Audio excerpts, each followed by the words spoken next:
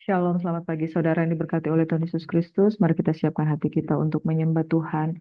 Kita satu dalam doa. Bapa, terima kasih Tuhan buat pagi hari ini. Kami renungkan firman-Mu siang dan malam, dan kami rindu Tuhan untuk menyembah Engkau Tuhan. Pagi hari ini memberikan pujian penyembahan yang terbaik bagimu. Di dalam nama Yesus kami percaya Tuhan berkuasa di atas puji-pujian umatnya.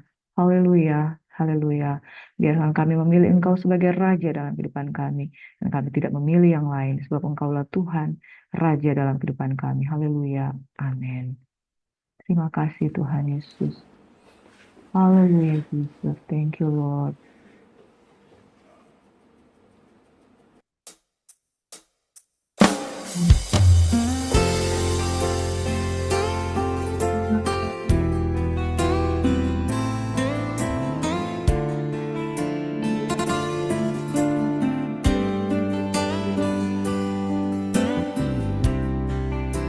Kami sembah Tuhan.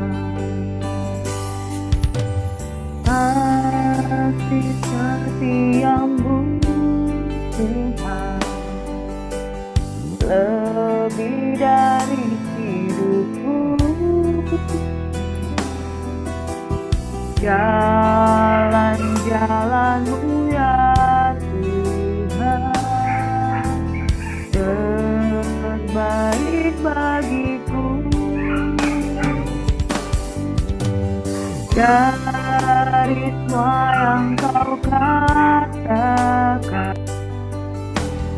tiada dusta pun.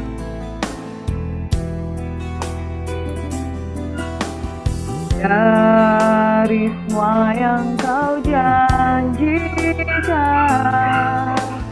tiada yang tak terpenuhi. Andaikan ku harus memilih, tetap hatiku padamu, tak satu pun dapat menggantikanku. Hanya Kau yang berarti bagiku, lebih dari semua yang ada.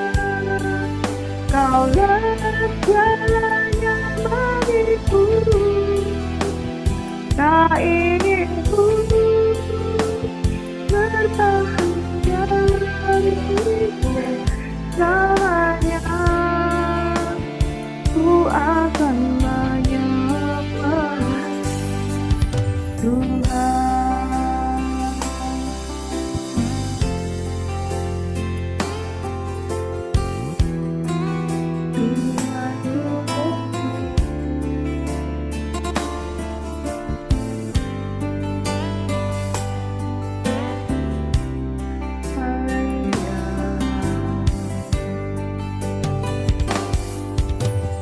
Dari semua yang kau katakan, tiada dusta ku temui. Dari semua yang kau janjikan, tiada yang tak terpenuhi.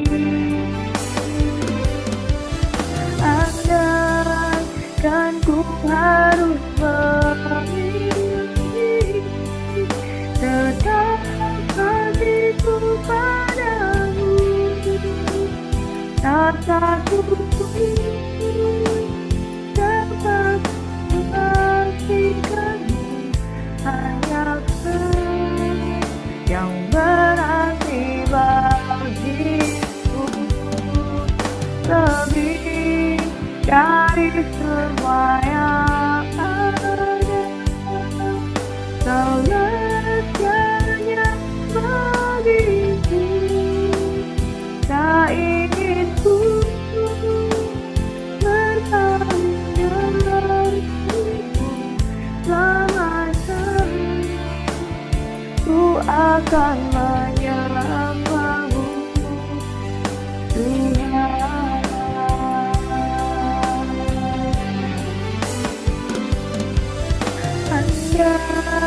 Izinkan ku harus memilih,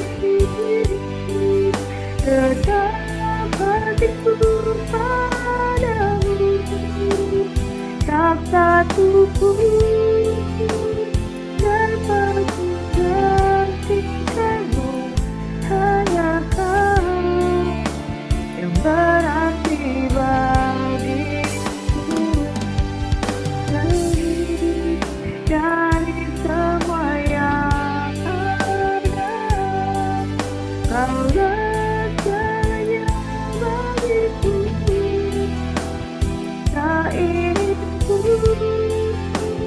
bersamanya dirimu selamanya. Ku akan menyembahmu, Tuhan.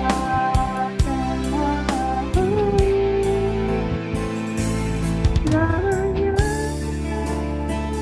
ku akan menyembahmu, Tuhan.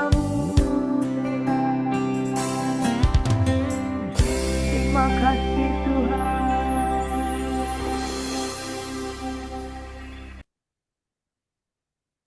Terima kasih Tuhan.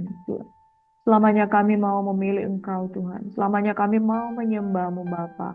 Di dalam nama Yesus Kristus Tuhan. Andaikan kami harus memilih, kami ingin memilih Engkau Tuhan, Raja di atas segala Raja. Kami tidak mau memilih yang lain Tuhan. Karena hanya Engkau satu-satunya Allah yang hidup, Allah yang berkuasa, Allah yang dahsyat dan luar biasa. Terima kasih Bapa di surga. Bapa, kami menikmati hadirat pada pagi hari ini. Kami buka hati kami untuk mendengarkan firman Bapa di dalam nama Yesus. Kami berdoa dan mengucap syukur. Shalom kekasih Tuhan. Jikalau hidup ini adalah pilihan, memilihlah dengan sebaik-baik mungkin. Jikalau engkau diperhadapkan dengan dua pilihan, berdoa dan katakan, Tuhan, aku harus memilih yang mana? Pilihlah berkat atau kutuk. Pilih berkat, maka engkau akan hidup. Pilih kutuk, maka engkau akan mati.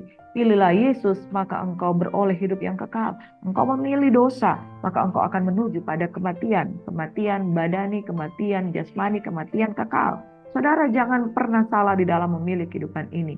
Yunus pernah salah mengambil langkah. Akhirnya dia masuk ke dalam mulut ikan, saudara. Dan ketika dia berdoa, dia ingin melakukan apa yang Tuhan mau, dia keluar dari mulut ikan besar itu, saudara. Terkadang yang membuat kita terjebak di dalam kegelapan adalah karena pilihan yang salah. Kita tidak mau mengikuti Tuhan, kita tidak mau memilih apa yang menjadi perintah Tuhan, dan kita memilih pilihan kita yang lain. Yunus ketika dia lari dari panggilan, maka dia diombang-ambingkan oleh badai. Dan kemudian dia dibuang ke laut dan masuk ke dalam perut ikan. Ya, ikan besar memakan dia.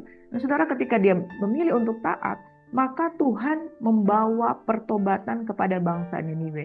Tetapi sekali lagi ketika Yunus bersungut-sungut, maka dia menghadapi panas terik yang begitu luar biasa, saudara. Perhatikanlah keadaanmu. Kalau hari-hari ini engkau sedang menghadapi kesukaran, mungkin itu bukan sekedar ujian, tapi mungkin ada sebuah pilihan yang salah di dalam kehidupanmu. Saudara, pilihlah berkat dan bukan kutuk. Pilihlah hidup dan bukan kematian kekal. Saudara yang diberkati, pilihlah Tuhan, maka engkau akan diselamatkan. Hari ini kita akan mau belajar kebenaran firman Tuhan dari Injil Yohanes yang ke-18. Saya memberi tema memilih Sang Raja. Yesus ketika berdiri di hadapan Pilatus, ayat 28 hingga ayat yang ke-40, firman Tuhan berkata seperti ini. Maka mereka membawa Yesus dari Kayafas ke gedung pengadilan. Ketika itu hari masih pagi, mereka sendiri tidak masuk ke gedung pengadilan itu, supaya jangan menajiskan diri, sebab mereka hendak makan Paskah.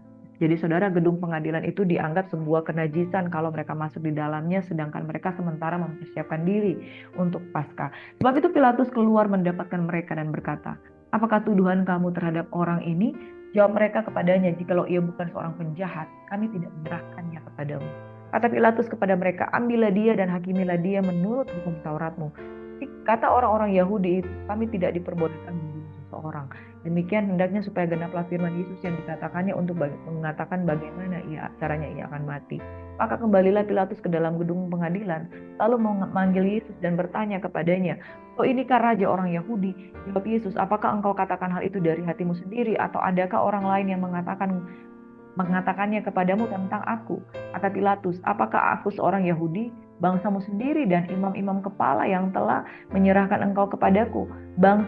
Apakah yang telah engkau perbuat?" Jawab Yesus, "Kerajaanmu bukan dari dunia ini. Jika kerajaanku dari dunia ini, pasti hamba-hambaku telah melawan, supaya aku jangan diserahkan kepada orang Yahudi. Akan tetapi kerajaanku bukan dari sini." Maka kata Pilatus kepadanya, "Jadi engkau adalah raja?" Jawab Yesus, "Engkau mengatakan bahwa aku adalah raja. Untuk itulah aku lahir, dan untuk itulah aku datang ke dalam dunia ini, supaya aku memberi kesaksian tentang kebenaran. Setiap orang yang berasal dari kebenaran mendengarkan suaraku." Kata Pilatus kepadanya, "Apakah kebenaran itu?" Sudah mengatakan demikian, keluarlah Pilatus lagi mendapatkan orang-orang Yahudi dan berkata kepada mereka, "Aku tidak mendapati kesalahan apapun padanya. Tetapi pada kamu ada kebiasaan bahwa pada Paskah aku membebaskan seorang bagimu. Maukah kamu supaya aku membebaskan raja orang Yahudi bagimu?" Mereka berteriak pula, "Jangan dia, melainkan Barabas. Barabas adalah seorang penyamun." Saudara, ketika orang Yahudi diperhadapkan dengan sebuah pilihan, Pilatus mengatakan, "Aku terbiasa membebaskan seseorang di hari Paskah. Siapakah yang akan engkau pilih? Barnabas penyamun itu, ataukah dia, Yesus?" Padahal, saudara, Yesus ini diketahui oleh Pontius Pilatus, saudara, bahwa dia tidak melakukan kesalahan apapun selain daripada pemahaman tentang bahwa Yesus adalah raja orang Yahudi. Nah, saudaraku yang diberkati, bagi Pontius Pilatus, dia tidak peduli dengan agama orang Yahudi. Dan kalau Yesus berkata-kata tentang kebenaran, berkata-kata tentang raja orang Yahudi, dia sama sekali tidak mendapatkan kesalahan apapun di dalam diri Yesus.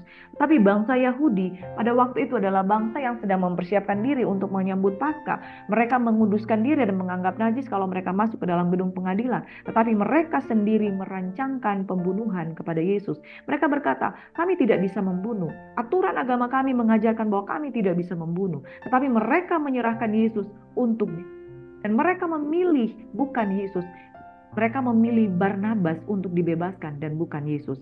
Karena dalam pemahaman mereka bahwa Yesus telah menghujat Bapa, Yesus telah menghujat Tuhan, Yesus telah menghujat Allah, dan Yesus telah menganggap dirinya sebagai Allah. Nah, saudaraku yang diberkati oleh Tuhan Yesus Kristus, mereka sedang menanti-nantikan raja. Mereka sedang menanti-nantikan bagaimana penggenapan janji Tuhan bahwa Mesias akan ada di tengah-tengah mereka. Tetapi ketika Mesias itu ada di tengah-tengah mereka, yang mereka lakukan adalah menolak dia.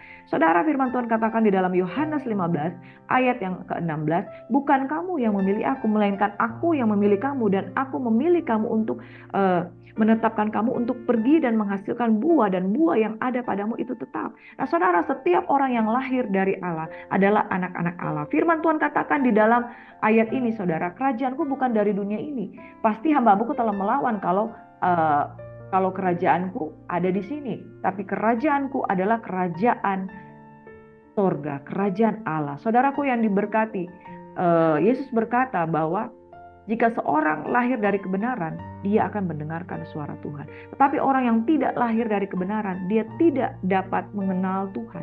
Dia tidak dapat mengenal suara Tuhan. Bangsa Yahudi berkata bahwa kami lahir dari keturunan Abraham, tetapi mereka tidak lahir dari Allah. Sebab mereka tidak mengalami yang namanya kelahiran kembali. Saudaraku yang diberkati oleh Tuhan Yesus Kristus, seseorang yang tidak lahir dari Allah tidak memiliki potensi ilahi.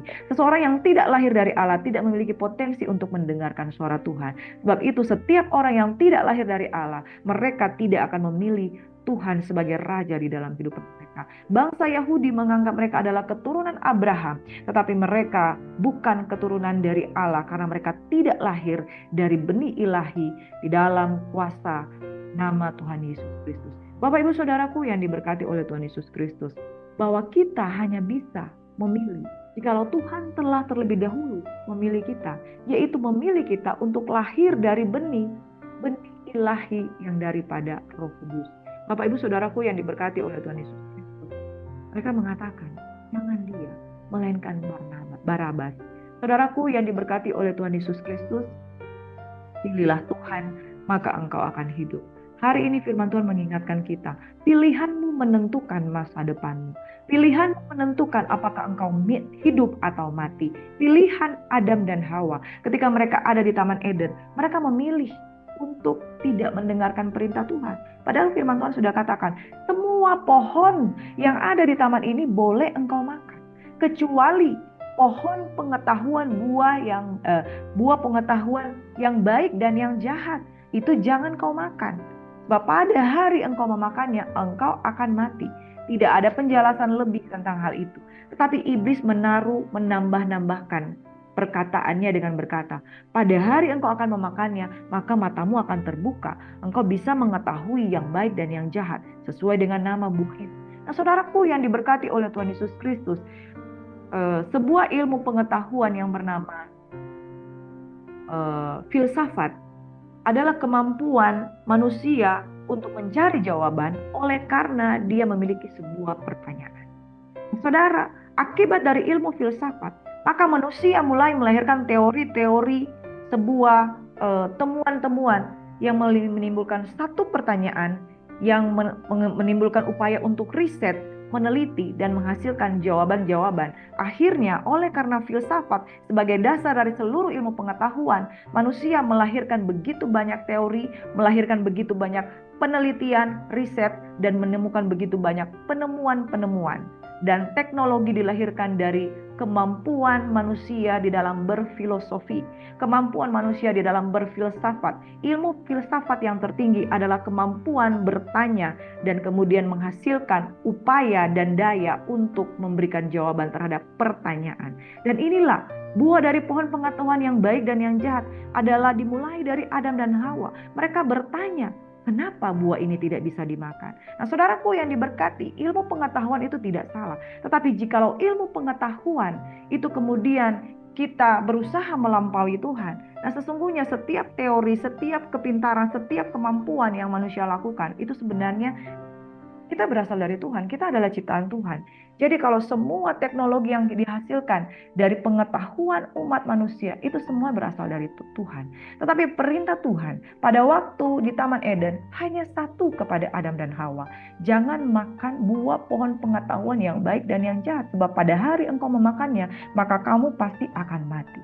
Bapak Ibu Saudaraku yang diberkati, semua pohon yang lain buahnya bisa kamu makan, termasuk pohon kehidupan. Tetapi mereka tidak memilih buah dari pohon kehidupan. Akibatnya mereka diusir dari Taman Eden, dan pohon kehidupan itu dijaga dengan pedang api yang bernyala-nyala dan dijaga oleh kerubim.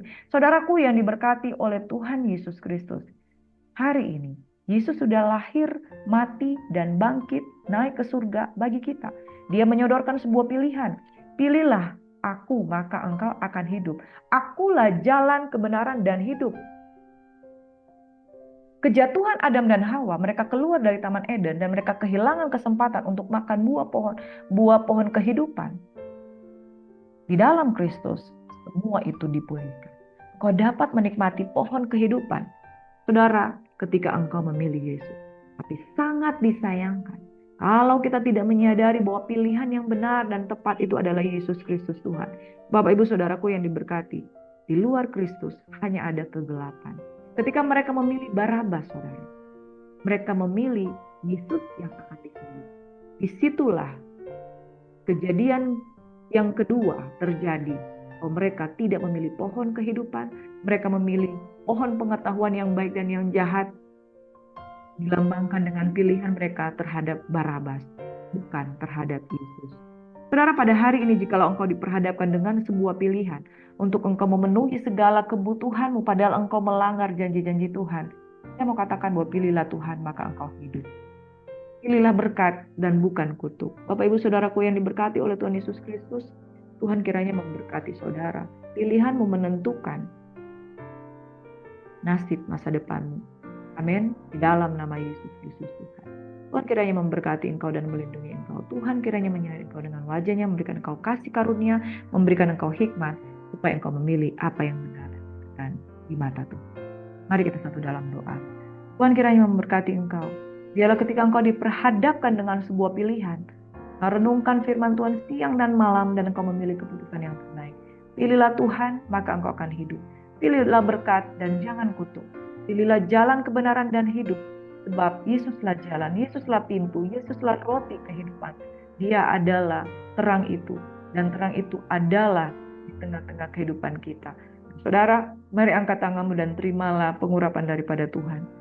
Kiranya hikmat pertolongan daripada Tuhan Yesus Kristus menyertai, memimpin, memberkati saudara, sehingga saudara dapat memilih mana yang baik, berkenan, dan yang sempurna.